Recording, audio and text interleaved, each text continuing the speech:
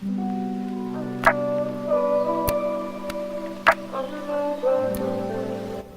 guys, today's art and talk is going to be a little bit different. I wanted to talk about a topic that I struggle with so much, and I want to know if anybody else struggles with this, but it's the need to overcompensate. It's something that I've struggled with my whole entire life. Overcompensation stems from people pleasing, and I feel like specifically my need to overcompensate stems also from the fear of abandonment.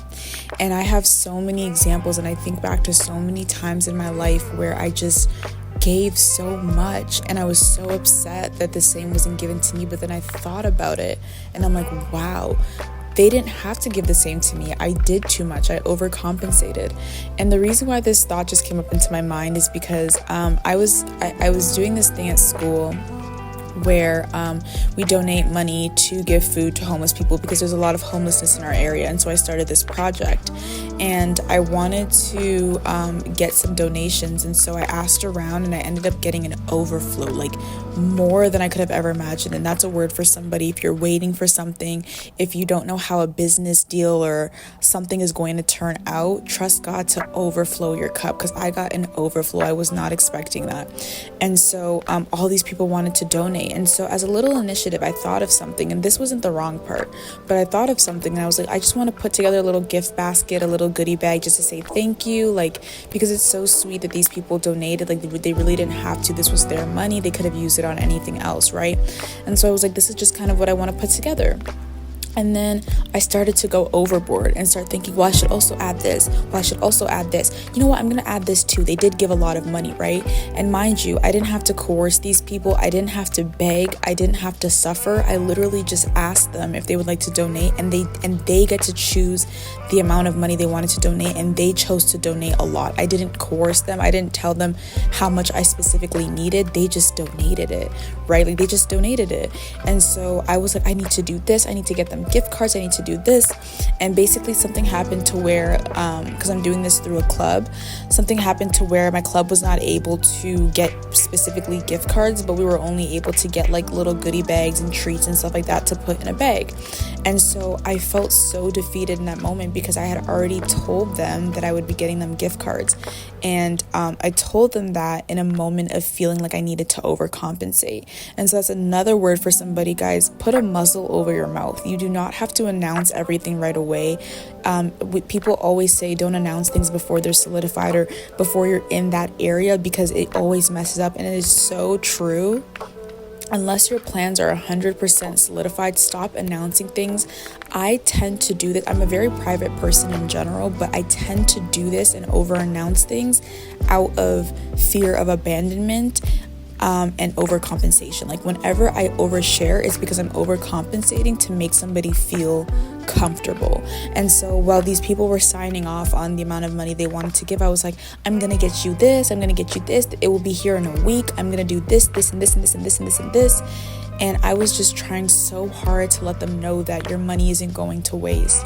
Thank you so much. And it wasn't out of a place of gratitude, but I think I was doing it out of a place of self-gratification and trying to make myself feel not good about myself, but make myself feel like good about, having a fair trade or a fair deal with people. And sometimes God will bring people into your life just to bless you.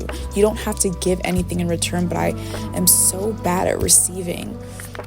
Because from childhood, when I was taught these people-pleasing tendencies, all I was taught to do was give, and I was never taught how to receive. And so when it was time to receive, I only expected crumbs, and I only ever got crumbs. And so for me to be in a new environment and around new people and not have to beg and plead and suffer and labor, and for them to just give me something just because, it is so hard for me to wrap my mind around why somebody would give me something. and not expect anything in return, right? And that's what happens when we live with takers, and we've experienced most of our lives just giving, and takers just have no limits to their taking. When we get around other givers, we don't know how to receive because we expect them to be opportunistic. We expect them to want something in return. And so bottom line is, I'm still going to get these people their gift bags because I really do appreciate their large donations and I want to do this for them, but I overcompensated. And because I overcompensated, I also overshared, and I made a promise to these people that I didn't even know yet if I was going to be able to keep. And then when I came back to my house and I searched up some stuff trying to figure out how I can do it, I realized, and I read an email saying that, the gift card portion of it will not work, right? And immediately I started feeling bad, and immediately I started feeling guilty because I saw these people's faces light up when I was like, I'm gonna give you this, and they're like, oh well, we expected less. And then for me to search it up and find out that that's not happening, it's just not only a disappointment for me, but it's also a disappointment for them because I got their hopes up. And so bottom line is, overcompensation does not benefit anybody. Usually I get myself into bad situations because I'm overcompensating. I remember another situation where I was talking to this girl, and we were just talking about school and stuff that was going on, and she was telling me all this information, and basically she was gossiping about people. And for Lent, I chose to give up gossiping, right? And so she was gossiping about people. And God had specifically told me, don't tell her about this one situation. And I believe God knew that I would get into this situation, that I would fall under this temptation and give into it to teach me this very lesson. And so he was like, don't tell her about this specific situation. But she said a trigger word, and she was telling me all this information. Mind you, it was negative, but she was telling me all this information. So I was just like, I have to give her something back in return.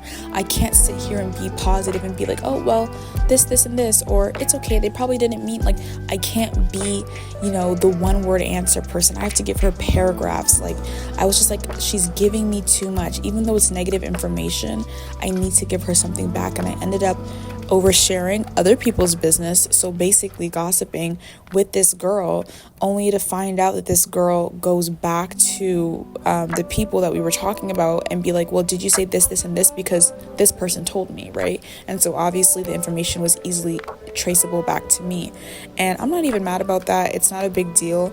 But do you see how something like the problem of overcompensating and just fear of abandonment or fear of not making people happy or comfortable or people pleasing, do you see how it spirals in every area of your life?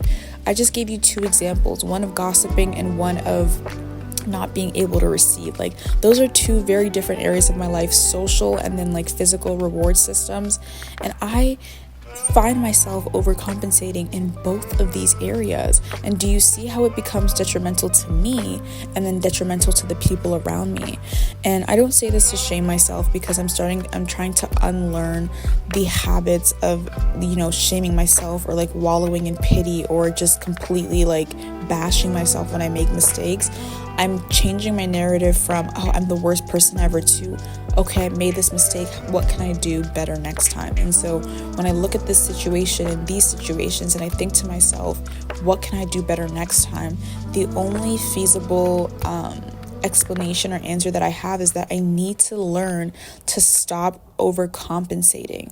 People can give me things and my thank you is enough.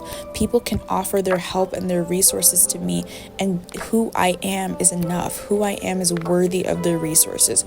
Who I am is worthy of their help. Who I am is worthy of their yes. I don't have to do anything in return. If they understand, if people don't want to do something, they will not do it. There's nothing you can say. There's nothing that you can't say. If somebody doesn't want to do it, they won't do it. But all of these people came running to my aid simply because of who I am and the decision that they chose to make. And so I feel like a lot of other people probably, if you clicked on this video, we need to learn to stop overcompensating. And that starts with being able to learn how to receive. And if we can't receive compliments, if we can't receive help, if we can't receive outside resources, how can we receive God's love? How can we receive God's forgiveness? How can we receive mercy? those things are huge, and they play a huge role in how we see ourselves, guilt, shame, embarrassment, all of those things. If you are not able to receive small things, how can God give you bigger things? He tests us with situations like this to see what is our capacity. Okay, what do I need to expand in you? Okay, what do you need to learn? And it is not an overnight thing. It isn't a one-day thing. Overcompensating stems from multiple situations and scenarios in my childhood where I felt like I had to give more.